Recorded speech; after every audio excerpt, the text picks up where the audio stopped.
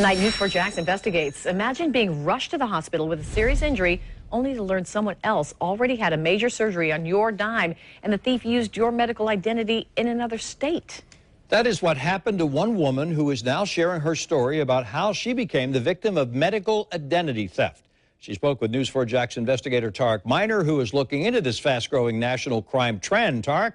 Tom, more than 2 million Americans had their identity stolen just last year by people desperate for medical treatment because they don't have health care themselves. And in the case of a Palm Coast woman, a stranger with diabetes had her leg amputated using her medical information.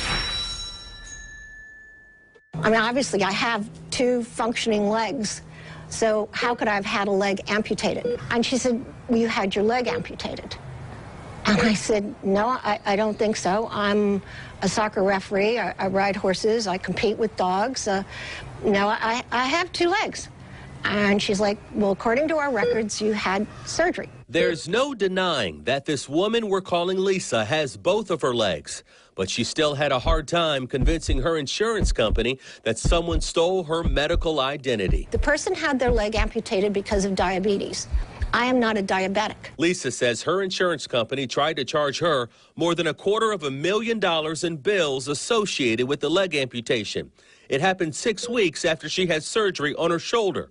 She later learned her medical identity had been used in 4 states. Well, there were the big hospital bills and all the associated physical therapy, prosthesis, medications, nursing. At one point there was nursing. There was a home where this nurse was going to, but of course nobody was able to trace it back.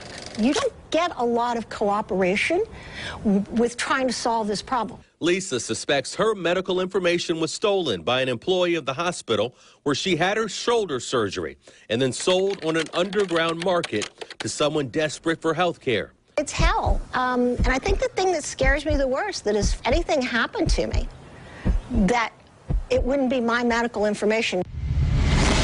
Let's say, for instance, you were involved in an auto accident and in need of an emergency blood transfusion, but the blood type that the doctor's office has isn't yours. It's the thief's. It's just another example of the deadly dangers of medical ID theft, because getting the wrong type of blood can kill you. It's life and death for some people. Neil Villicorder-Buer is a privacy and security officer for Family Care Partners in Jacksonville, a practice that specializes in pediatrics, internal medicine, and keeping patients' medical information safe.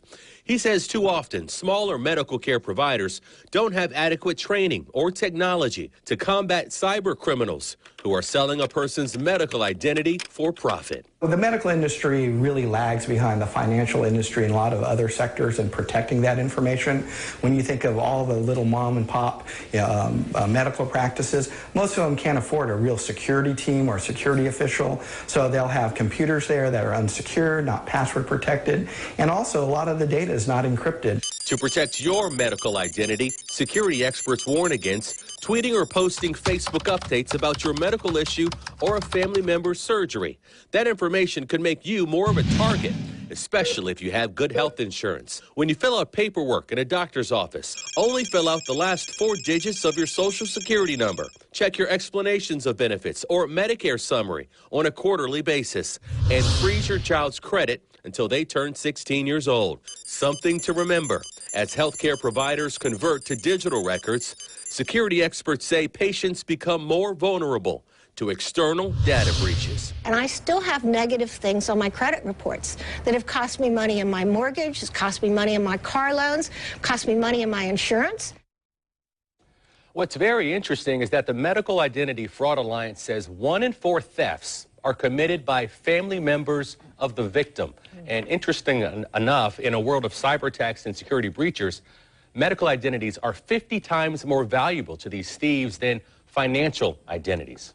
That is just chilling, Tarek. What about Lisa's medical identity fraud case? Was anyone ever arrested? The person who stole her identity has never been caught. And nowadays, her insurance company requires her to have all of her medical claim paperwork notarized before she can get them to cover her doctor visits or any procedures, any small procedures. She has to go to a notary to get that done. Oh my gosh, what a hassle. So good for her to come to us and share the story with us so all of our viewers can know that this risk is out there. We've never heard of this before. Yeah, it's very prevalent. Thanks, Tarek.